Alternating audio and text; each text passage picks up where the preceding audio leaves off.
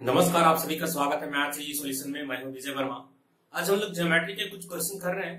तो देखिए, आज का पहला क्वेश्चन दिया गया है कि ए बी सी डी एक रेक्टेंगल है और ओ आपका इनसाइड में कोई भी पॉइंट है। ए से ओ को ज्वाइन किया गया है, फिर डी से ओ, सी से ओ और बी से ओ। सभी का लेंथ मालूम है, ये 70, 90, 9 और ये 3 दिया गया है। आपको ये जो लाइन है एओ, ये लाइन एक्सटेंड किया गया है। जब आप एक्सटेंड करते हैं तो ओसी से साथ ये अल्फा एंगल बना रहा है, और जब डीओ को एक्सटेंड करते हैं तो सीबी को एफ पे मिल रहा है, और ये ओबी के साथ में बीटा एंगल बना रहा है। तो हमसे पूछा जा रहा है कि cos alpha by cos beta का वैल्यू क्या होगा। तो इसको कैसे सॉल्व करेंगे, तो चलिए देखते हैं। सबसे पहले क्या करते हैं हम लोग कि इसके डायगोनल को ज्वाइन कर देते हैं। जब हम डायगोनल ऐसे ज्वाइन कर दिया, और इसके डायगोनल को भी हम लोग क्या करते हैं, ज्वाइन कर देते हैं। ठीक है, हमने ज्वाइन कर दिया। अभी आप मेरे को बताइए, अगर ये बीटा एंगल है तो ये वाला एंगल जो हमारा बनेगा वो होगा 180 माइनस बीटा। फिर उसी तरह से ये अगर अल्फा है तो ये वाला जो एंगल बनेगा वो 180 माइनस अल्फा होगा। तो आप उसी कीजिए, यहाँ पे हम कोसाइन का फॉर्मूला लगा रहे हैं। इस ट्रायंगल में सी ए ओ, ये जो ट्रायंगल दिख रहा है उसमें कोसाइन का फॉर्मूला लगा। तो यहाँ पे आपको cos 180 माइनस अल्फा, मतलब ये वाला एंगल बराबर क्या हो जाएगा, एसी का स्क्वायर। एसी मतलब डायगोनल। डायगोनल को सपोज कीजिए मैं डी मान लेता हूँ, डी स्क्वायर सॉरी डायगोनल बाद में, पहले इसका 19 का स्क्वायर प्लस 3 का स्क्वायर माइनस डी का स्क्वायर। अब बाय क्या होता है 290 इंटू 3। इस ट्रायंगल में कोसाइन का फॉर्मूला लगा दिया। अभी अब देखिए cos 180 माइनस अल्फा कितना हो गया, माइनस कॉस अल्फा हो गया। सो माइनस कॉस अल्फा, और ये कितना हो जाएगा 6 गुना 19। अब बराबर ये 19 का स्क्वायर, 3 का स्क्वायर माइनस डी का स्क्वायर। तो डी का स्क्वायर बराबर हम लोग क्या लिख सकते हैं, आप इसे इधर ले जाइए, और 19 का कितना होता है 361, ये 9, और ये से आप इधर ले जाते हैं तो कितना होता है 19 गुना 6 कॉस अल्फा। आप इसे रहने दीजिए, और उसके बाद में ये जो ट्रायंगल दिख रहा है डीबीओ, ये जो डीबीओ है उसमें भी कोसाइन का लगा दीजिए। ये बीटा है, ये 180 माइनस बीटा होगा। सो फॉर्मूला बन जाएगा cos 180 माइनस बीटा बराबर ये हो जाएगा हमारा 17 का स्क्वायर और ये 9 का स्क्वायर, और माइनस डी का स्क्वायर लेता हूं, क्योंकि देखिए बीडी का जो लेंथ होगा वो भी हमें डी होगा, क्योंकि रेक्टेंगल में दोनों डायगोनल क्या होता है, इक्वल होते हैं। सो इसको भी डी मान लेता हूं, इसे भी दोनों का लेंथ इक्वल ही होगा। सो डी स्क्वायर माइनस बाय यहाँ पे 217 इंटू 9। फिर इसी तरह से जब आप इस तरह सॉल्व करते हैं यहाँ पे, तो यहाँ पे क्या होगा माइनस कॉस बीटा हो जाएगा। जब आप इसको सॉल्व करते हैं फाइनली, तो आपको मिलने वाला है क्या 17 का स्क्वायर 289, और ये हमारा 81, और प्लस 2 इंटू 9 इंटू 17 और कॉस बीटा, ये आपको मिल रहा है यहाँ पे। तो देख पा रहे होंगे ये डी स्क्वायर इक्वल टू इतना और डी स्क्वायर इक्वल टू इतना। अभी आप क्या करेंगे, ये दोनों को इक्वल कर सकते हैं। जब आप इसको इक्वल करते हैं तो चलिए मैं इसके बराबर में इसको लिख देता हूं यहाँ पे। तो ये क्या हो जाएगा 370 प्लस 19 इंटू 6 कॉस अल्फा। अभी देखिए 81 और 289, ये भी हमारा क्या हो जाएगा 370 के बराबर हो जाएगा। ठीक है, तो ये 370 कैंसिल आउट हो जाएगा।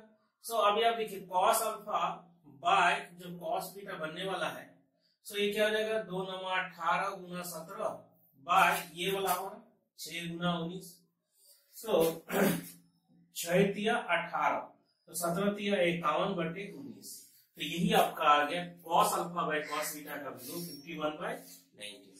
ठीक है, और अगला क्वेश्चन दिया गया है कि ए बी सी एक ट्रायंगल है जिसमें AC का लेंथ 2√2, BC का लेंथ 2, और ये एंगल आपका 30 डिग्री, और ये आपका XCT है। इसी का वैल्यू हमें फाइंड आउट करना है। साथ ही साथ AB और DB का रेशियो भी हमें मालूम है, जो कि 2 के बराबर है। तो इसको कैसे सॉल्व करेंगे, बेसिकली ये ट्रिग्नोमेट्री का क्वेश्चन है। देखिए सपोज कीजिए कि अगर मैं इस एंगल को थीटा मान लेता हूं तो ये वाला एंगल जो हमारा बनेगा वो 180 माइनस थीटा के बराबर होगा। अभी आप क्या कीजिए, साइन वाला फॉर्मूला इस पे लगाइए और इस पर भी लगाइए। तो साइन का फॉर्मूला जब मैं इस पे लगाता हूं तो क्या मिलता है आप देखिए, अगर मैं एक्स लेता हूं एंगल तो साइन एक्स डिग्री बाय हमारे पास क्या आ जाएगा एडी। फिर उसी तरह से जब मैं ये साइन लगाता हूं यहाँ पे साइन 180 माइनस थीटा बाय ये क्या हो जाएगा हमारा 2√2 हो जाएगा। अभी आप देखिए साइन 180 माइनस थीटा क्या हो गया हमारा साइन थीटा हो गया। सो इसे मैं क्या लिख सकता हूं साइन थीटा बाय 2√2 लिख सकता हूं। अभी आप देखिए ये हमारा sine x by sine theta equal to कितना हो गया एडी बाय 2√2। अभी आप इसे करने कीजिए, फिर आप क्या कीजिए इसमें आप साइन का फॉर्मूला लगाइए उस ट्रायंगल बीडीसी में। तो आप अगर साइन 30 लेते हैं तो साइन 30 के सामने का साइड आपके पास में डीबी है। फिर आप जब यहाँ पे साइन थीटा लेते हैं तो इसके सामने का साइड क्या है 2 है आपके पास। तो इस तरह से साइन 30 कितना हो गया हमारा हाफ हो गया। साइन 30 का वैल्यू अगर मैं हाफ पुट कर देता हूं तो ये हमारा हो गया, ये 2 कैंसिल आउट हो गया। सो डीबी साइन थीटा, अभी मेरे पास क्या हो गया कि DB equal to 1 by sine theta. अभी आप क्या कीजिए इसमें एडी बाय डीबी इसका मुझे रेशियो मालूम है तो एडी बाय डीबी कर दीजिए। इस एडी है ना इसको यहाँ पे 2√2 आप इसे यहाँ पे ले देखिए एडी हो गया और डीबी। एडी बाय डीबी जब आप करते हैं तो क्या मिलता है, so AD by DB equal to ये हमारा कितना हो गया 2√2 sine x by sine theta. और इसको जब डीबी लिखते हैं 1 बाय साइन थीटा, सो ये हमारा हो गया 1 by sine theta. Sine theta हमारा क्या होगा कैंसिल आउट हो जाएगा। और एडी बाय डीबी जिसका वैल्यू हमें पता है पहले से कि 2 है तो इसके बदले में मैं 2 लिखूंगा, 2 बराबर 2√2 साइन एक्स हो गया। सो 2 कैंसिल हो गया। अभी हमारे पास क्या हो गया sine x equal to 1 by √2 और 1 बाय √2 किसमें होता है, सो हमें पता है साइन 45 में होता है। सो एक्स का जो वैल्यू निकल के आया वो कितना आया 45 डिग्री निकल गया। तो इस तरह से हमने एक्स का वैल्यू फाइंड आउट कर लिया जो कि 45 डिग्री। ठीक है, देखिए हमारा अगला क्वेश्चन दिया है कि ए बी सी डी ये एक हेक्सागोन है, रेगुलर हेक्सागोन है और इस फिगर में जो ईएफ साइड है उसका मिडिल पॉइंट जी दिया गया है। तो जी से ए को जी से बी को ज्वाइन किया गया और इस तरह से जो ट्रायंगल ए बी जी बन रहा है उसका एरिया S1 दिया गया है और रिमेनिंग जो व्हाइट वाला पोर्शन आपको दिख रहा है उसका एरिया कंबाइंड एरिया हमें मुझे पता है S2 है।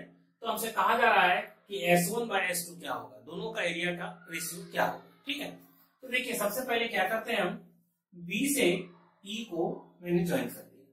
ज्वाइन करने से आपको दिख रहा होगा कि ए बी ई एफ जो दिख रहा है ये क्या बन गया आइसोसेलेस ट्रेपेजियम बन चुका है। क्योंकि देखिए ये लाइन हमारा क्या हो गया पैरेलल होगा। साथ साथ देखिए ए बी का जितना लेंथ है उतना ही लेंथ क्या है एफ ई का है क्योंकि वो रेगुलर हेक्सागोन है। तो ये साइड भी इक्वल है, कहने मतलब नॉन पैरेलल साइड्स भी क्या हो गया इक्वल है। तो आइसोसेलेस ट्रेपेजियम हो गया। तो आइसोसेलेस ट्रेपेजियम में हम लोग अच्छी तरह से पढ़े हैं कि अगर कोई आइसोसेलेस ट्रेपेजियम हो, ठीक है, और नॉन पैरेलल साइड्स का मिडिल पॉइंट लेते हैं, इस मिडिल पॉइंट से इसको ज्वाइन किया और इसको ज्वाइन किया, ठीक है, तो ऐसे सिचुएशन में इस पार्ट का एरिया अगर x हो, इस पार्ट का एरिया y हो और इस पार्ट का एरिया z है तो x प्लस y का जो एरिया होगा वो z के एरिया के बराबर होगा। ये थ्योरम हम लोग पढ़ चुके हैं। ठीक है, तो बिल्कुल इसी चीज को थोड़ा सा यहाँ अप्लाई कीजिए कि ये आपका आइसोसेलेस ट्रेपेजियम है, इस पार्ट का एरिया S1 है, इस पार्ट का एरिया सपोज कीजिए मैं x मानता हूँ, इस पार्ट का एरिया अगर y मानता हूँ तो x प्लस y जो होगा वो S1 के एरिया के क्या होगा बराबर। ठीक है, अभी आप ये भी जानते हैं कि इस पूरे हेक्सागोन में बीई क्या कर रहा है, पूरे हेक्सागोन को 2 इक्वल पार्ट में डिवाइड कर रहा है। एक ये पार्ट है और एक पार्ट, मतलब इस पार्ट का जितना एरिया होगा उतने ही इस पार्ट का भी एरिया बनेगा। तो सोचिए कि बीई के इधर पार्ट का टोटल एरिया क्या है, एक्स है, S1 है और y है। तो इसका भी एरिया क्या होगा, x होगा, y होगा और S1 के एरिया के बराबर होगा, इस पार्ट का एरिया और इस पार्ट का एरिया इक्वल। तो अभी आप देखिए सब कुछ निकल चुका है। तो अभी आप देखिए S1 मतलब ये आपका S1 बाय S2।